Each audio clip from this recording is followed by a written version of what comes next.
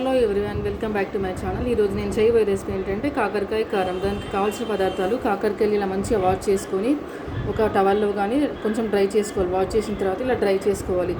నేను నువ్వులు కూడా వేస్తున్నాను. నువ్వులు కూడా కొంచెం వాష్ చేసి పక్కన పెట్టేస్తాను. సో దీన్ని కూడా నేను టవల్లో వేసేసి పౌడర్ డ్రై చేసేసి రోస్ట్ చేసేసి పౌడర్ చేసేస్తాను.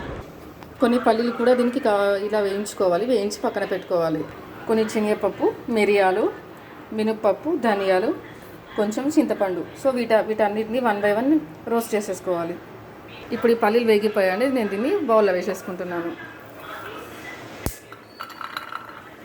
కొన్ని వెల్లుల్లి రెబ్బలు కూడా వేయాలి. ఫస్ట్ శనగపప్పు, మిరియాలు, ఇది ఎందుకంటే కొంచెం రోస్ట్ అవ్వడానికి టైం పడుతుంది.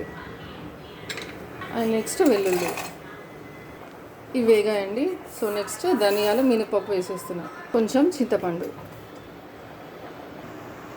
ఇప్పుడు మనం కాకరకాయలు డీప్ ఫ్రై చేసుకోవడానికి సరిపడేంత ఒక కడాయిలో ఆయిల్ తీసుకోవాలి. సో ఇది హీట్ ఎక్కాక ఈ కాకరకాయలు దీంట్లో డీప్ ఫ్రై చేసేసుకొని పక్కన పెట్టుకోవాలి. ఆయిల్ హీట్ అయిందండి. మనం దీంట్లో కాకరకాయలు వేసేసుకుందాం.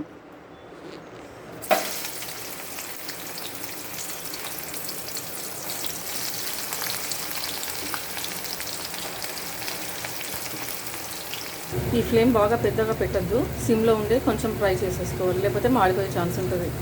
కొంచెం కరివేపాకు కూడా వేయించుకుంటాం. ఈ కాకరకాయ ఫ్రై అయిపోయింది. ఇప్పుడు మనం పక్కన పెట్టేసుకుందాం. ఈ నువ్వులు మంచిగా ఆరిపోయినాయండి. వీటిని కూడా రోస్ట్ చేసేసుకోవాలి.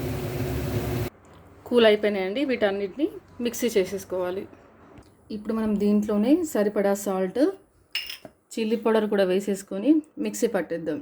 సో కొంచెం మంచిగా కలిసిపోతుంది అన్నమాట. చూడండి, చాలా బాగా మిక్స్ అయిపోయింది. ఇప్పుడు ఈ పౌడర్ని మనం కాకరకాయ ఫ్రై చేసుకున్నాం కదా, ఆ ఫ్రైలో ఈ పౌడర్ని యాడ్ చేసేద్దాం. దీంట్లో యాడ్ చేసేద్దాం.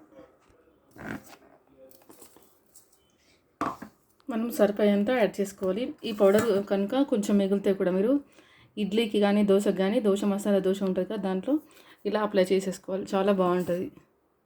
కొంచెం పసుపు. బాగా మిక్స్ అయిపోయిందండి. అంతే అండి, రెడీ అయిపోయింది. బాగా మిక్స్ అయింది కదా. మీరు ఇలాంటి గ్లాస్ బాటిల్ ఉంటే దీంట్లో స్టోర్ చేసి పెట్టుకోండి, ఎక్కువ రోజులు నిల్వ ఉంటుంది. అంతే అండి. మీరు ట్రై చేయండి. నచ్చితే లైక్ చేయండి, షేర్ చేయండి, కామెంట్ చేయండి. మళ్ళీ నెక్స్ట్ వీడియోలో మీ ముందుంటాను.